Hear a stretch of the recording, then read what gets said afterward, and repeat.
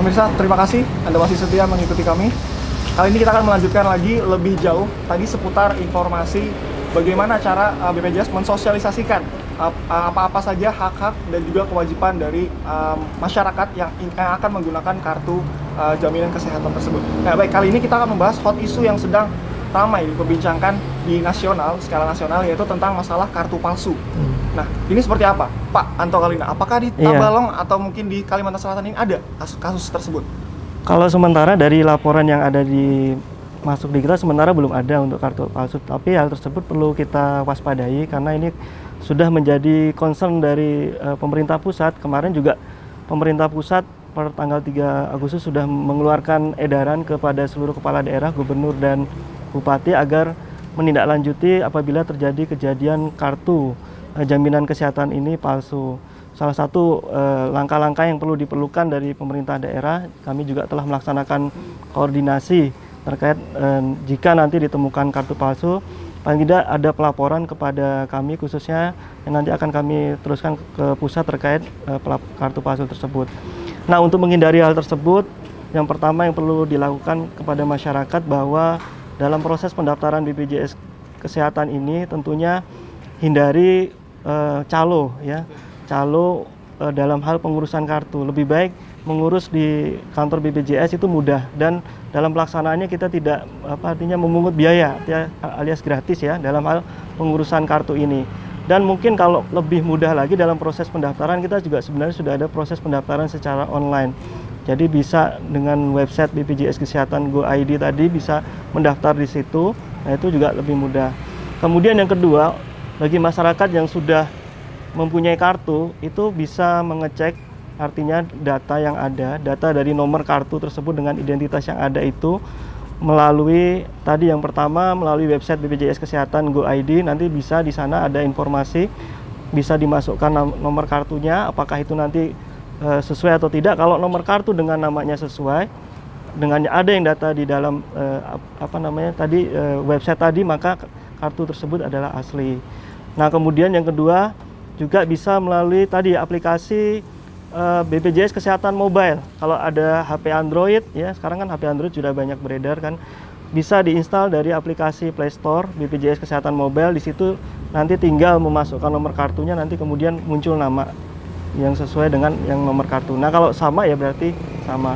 Kemudian yang ketiga bisa menghubungi BPJS Kesehatan Care Center 24 jam di nomor 1500400. Nanti bisa ditanyakan nomor kartunya dengan identitasnya sama atau tidak. Itu bayar atau gratis, Pak? Kalau kenapa? Nelponnya tadi bayar atau gratis? Maksudnya? Kalau itu masih menggunakan pulsa memang. Iya, yang 1500400. Iya, seperti itu. Nah, itu langkah-langkah pencegahan yang jelas. Untuk pendaftaran, gunakan pendaftaran di kantor cabang yang resmi, kantor layanan operasional yang resmi, seperti itu. Oke, ini kan di Tabalong ini kan mungkin agak sedikit berbeda ya dengan kota-kota besar yang ada di Indonesia khususnya, karena di sini mungkin juga jaring internet masih agak-agak lelet nih, Pak. Nah, lalu bagaimana nih sosialisasinya kepada masyarakat agar mereka lebih tahu, khususnya yang di daerah-daerah yang mungkin terpencil, karena mereka kan sebenarnya yang lebih membutuhkan kartu jaminan kesehatan ini, Pak. Itu gimana? Iya, sebenarnya kita juga sudah pernah sebelumnya itu melakukan sosialisasi ke kecamatan-kecamatan, artinya kita juga turun pada setiap kesempatan untuk mensosialisasikan terkait dengan jaminan kesehatan nasional ini. Nah, nanti kalau memang ada kegiatan yang berkaitan dengan itu, nanti kita juga bisa turun kembali ke kecamatan-kecamatan untuk mensosialisasikan hal tersebut, seperti itu. Ya, baik, Pak. Oh ya, ini saya dapat informasi nih, Pak. Jadi ada kartu jaminan kesehatan nasional atau JKNKes ini yang ditemukan mati. Maksudnya mati di sini adalah antara nomor dengan aktivasi ini mati gitu, Pak. Nah, ini ditemukan di daerah Lumbang di Kecamatan Muara Uya, betul. Nah, karena mungkin daerah ini juga sedikit jauh dari kota dan juga mungkin mereka dari segi internet pun agak susah ya untuk mengakses ini. Nah, seperti apa, Pak, informasinya kepada mereka? Jadi kalau yang nonaktivasi itu ada beberapa sebab. Yang pertama itu mungkin untuk peserta yang mandiri, artinya masyarakat yang mendaftar secara mandiri, itu bisa jadi peserta tersebut tidak membayar iuran. Ya, jadi ada menunggak iuran sehingga mengakibatkan kartu tersebut tidak aktif. Nah, itu bisa diaktifkan kembali tentunya dengan membayar iuran yang menjadi kewajibannya yang tertunggak tadi. Kemudian yang kedua, untuk peserta penerima bantuan iuran dari pemerintah pusat, APBN pusat, memang di tahun 2016 awal, Januari 2016 tuh Kementerian Sosial mengeluarkan surat keputusan ada sekitar 12.000 kurang lebih, khususnya untuk yang di wilayah benua 6 ini yang mengalami proses nonaktivasi. Untuk penerima bantuan iuran itu ada berbagai sebab, diantaranya mungkin mereka sudah mampu, ya. Ini menurut verifikasi dari Kementerian Sosial. Kemudian ada yang mungkin sudah meninggal atau ada yang mungkin sudah pindah, sehingga itu dinonaktivasi, sehingga mungkin dia tidak bisa digunakan lagi. Nah, solusinya kalau untuk penerima bantuan iuran yang memang mengalami nonaktivasi, memang sepertinya tadi dia masih tidak mampu, mungkin dia bisa diusulkan kembali lewat dinas sosial. Apakah itu nanti masuk ke penerima bantuan iuran yang dibiayai oleh APBD atau nanti diusulkan ke Kementerian Sosial. Tapi kalau dia memang sudah merasa mampu, ya bisa mendaftar secara mandiri seperti itu. Oke, jadi ini tadi bukan kasus kartu palsu ya, tapi memang karena Ya. Ya. Kalau memang dia nonaktif, kalau memang nonaktif karena misalnya tadi datanya sama, sebenarnya tadi permasalahannya itu. Nah, kalau untuk di fasilitas, kalau untuk di fasilitas kesehatan, sebenarnya untuk di puskesmas kita ada fasilitas aplikasi primary care, itu juga bisa digunakan untuk mengecek. Artinya ketika datang ke sana, diinput nomor kartunya, nanti bisa keluar juga identitasnya sama atau tidak, seperti itu. Oke, ya baik. Ini masih terkait dengan kartu palsu ini tadi. Ini mungkin memang belum ada di Kabupaten Tabalong dan jangan sampai ada. Jangan gitu, sampai ya. ada, Tapi betul. mungkin ada informasi yang bisa sampaikan. Apa sih sebenarnya Pak bedanya antara kartu kesehatan yang palsu dengan yang Betul. asli ini? Jadi ini sebenarnya di tiap kartu kartu jaminan kesehatan nasional itu selain nomor kita juga sebenarnya ada barcode ya. Barcode itu yang, nah kalau barcode tersebut kita scan, artinya kalau di pusat-pusat perbelanjaan itu kan ada scan barcode itu kan. Kalau kita scan barcode itu biasanya dia berbeda antara nomor dengan yang dikeluarkan dari scan barcode. Itu juga salah satu indikasi kartu palsu. Nah, kemudian ya memang mengeceknya memang harus yang pertama memang harus pakai itu ya barcode. Kalau tidak ya tadi kedua menggunakan aplikasi yang supaya tahu apakah sama antara nomor dengan identitas peserta yang ada. Ya. Ya baik Pak, ini masih seputaran kartu lagi karena memang segmen ini khusus untuk segmen masalah kartu. Ini terkait dengan harapan dan juga keinginan dari BPJS ke depannya, yaitu semua lapisan masyarakat terdaftar di BPJS ya, dan juga memiliki kartu JKN tadi Pak ya. Betul. Seluruh lapisan masyarakat memiliki itu. Nah lalu pertanyaan saya, bagaimana selama ini kan kasusnya adalah ketika orang yang menggunakan kartu kesehatan tersebut berada di tempat lain, ketika waktu itu di tempat lain dia dalam kondisi sakit, artinya berbeda kecamatan atau mungkin berbeda kota, kartu itu tidak dapat difungsikan Pak. Ini seperti apa Pak? Kenapa dan apa alasannya? Jadi begini, untuk jaminan kesehatan nasional ini sebenarnya ada yang dinamakan dengan prinsip portabilitas ya. Kalau dalam Undang-Undang Nomor 40 Tahun 2004, sistem jaminan sosial itu salah satu prinsipnya selain gotong royong, portabilitas ya. Artinya portabilitas ini peserta dari jaminan sosial ya itu bisa memanfaatkan, kalau jaminan kesehatan, memanfaatkan jaminan kesehatan dimanapun dia berada. Prinsipnya seperti itu. Nah, untuk peserta yang memiliki jaminan kesehatan tadi, misalnya dia berada di luar tempat, sebenarnya bisa untuk dilayani di fasilitas kesehatan tingkat pertama, karena memang secara diregulasi fasilitas kesehatan itu yang tingkat pertama itu harus melayani peserta di luar wilayah. Nah, sebenarnya di sini kita menghimbau agar paling tidak 3 kali kunjungan, ya misalnya di luar dari wilayah 3 kali kunjungan di fasilitas kesehatan tingkat pertama itu. Tapi kalau memang selamanya di sana, sebaiknya pindah di fasilitas kesehatan yang ada di sana, karena kita kaitannya dengan pembayaran kepada fasilitas kesehatan tingkat pertama tadi. Seperti itu. Jadi kalau untuk misalnya semacam dia pertama diobati di sini, terus dia dirujuk misalnya ke luar kota gitu kan. Nah, ini kartu BPJS masih berfungsi. Kalau ini lain bedanya, kalau dirujuk berarti kan ke rumah sakit ini misalnya berpergian tiba-tiba sakit dan membutuhkan fasilitas kesehatan tingkat pertama terlebih dahulu, nah dia bisa di fasilitas kesehatan tingkat pertama tersebut. Kalau misalnya kasusnya tadi seperti dia dirujuk dari rumah sakit ini karena mungkin kekurangan alat atau Iya, betul. Nah, itu seperti apa kartu BPJS? Jadi ini berarti sistem rujukan. Kalau sistem rujukan berarti misalnya dia dari fasilitas kesehatan tingkat pertama kemudian dirujuk ke fasilitas tingkat lanjutan, dalam hal ini rumah sakit. Nah, kemudian di rumah sakit berusaha ditangani, tapi ternyata mungkin di sini ada keterbatasan kondisi peralatan, kemudian mungkin juga tenaga medisnya, spesialisasinya tidak ada, baru dirujuk ke ke luar dari wilayahnya, itu masih bisa digunakan. Dan ini mengikuti rujukan berjenjang. Jadi pemerintah sudah menyusun sebenarnya konsep rujukan berjenjang, penataan rujukan untuk di masing-masing wilayah. Jadi masing-masing wilayah itu kan ada rumah sakit ya, rumah sakit tipe B, kemudian tipe C, tipe D, kemudian juga sampai rumah sakit provinsi yang merupakan tipe A. Ya, seperti itu. Ya, baik Pak. Sekarang kita beralih ke masalah pelayanan, Pak ya. Sebelum kita break nih, Mas, satu pertanyaan dulu saya ingin utarakan. Selama ini Pak, apa nih keluhan masyarakat terkait dengan pelayanan yang ada di Tabalong ini kira-kira? Terkait pelayanan BPJS Tabalong.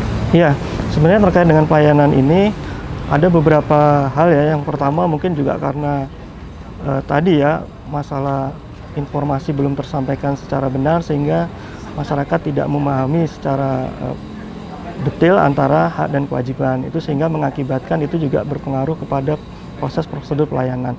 Karena memang ada dalam jaminan kesehatan ini ada hal-hal yang tidak dijamin ya, tidak dijamin dalam proses jaminan kesehatan. Kalau tidak sesuai prosedur, misalnya berobat ke rumah sakit, tidak menggunakan surat rujukan gitu, nah itu memang tidak sesuai prosedur, maka tidak dijamin.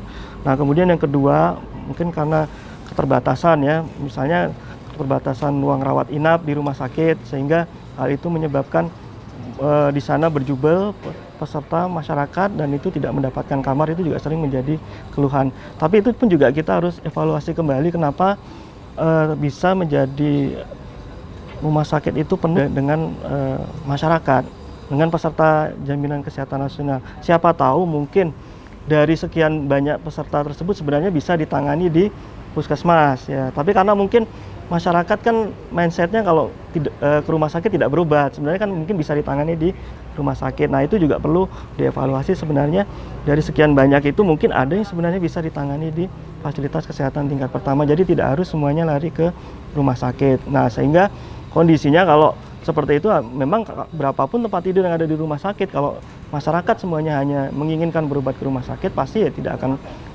memadai. Nah itu yang mungkin jadi concern kita, sehingga ada pembagian, karena pemerintah ini sudah membagi tugas antara puskesmas sebagai fasilitas tingkat pertama dengan rumah sakit dengan tingkat lanjut, jadi tidak semuanya lari ke rumah sakit, seperti itu. Ya baik Pak, kalau saya berbicara masalah pelayanan khususnya di tempat-tempat fasilitas kesehatan yang sudah besar, yang otomatis ramai gitu ya. Ini dari pantauan kami sendiri sebenarnya, mungkin salah satu di rumah sakit yang kami punya di sini itu terlihat banyak sekali pasien yang menumpuk di situ, terutama ketika ingin mengisi BPJS-nya. Apakah mungkin ada kekurangan anggota personil nih? Cuman 2 itu cukup ataukah perlu ada tambahan lagi sehingga untuk tidak membuat antrian panjang gitu, Pak? Jadi tadi pertama kan memang kita harus evaluasi dulu dari sekian banyak peserta itu sebenarnya mungkin ada yang bisa ditangani di puskesmas. Kemudian yang kedua, memang kita sudah mendorong rumah sakit ke depannya itu kita berbasis sistem informasi manajemen. Artinya ada secara tersistem menggunakan teknologi informasi. Nah, karena di beberapa rumah sakit itu sudah menggunakan sistem antrian. Jadi artinya itu bisa mengurangi dari penumpukan jumlah peserta yang mengantri. Nah, misalnya peserta datang itu sebenarnya sudah bisa dengan sistem informasi itu mengetikkan sendiri, kemudian keluar nomor antriannya seperti di bank-bank itu, jadi sehingga langsung ke poli. Tapi itu membutuhkan memang sistem informasi.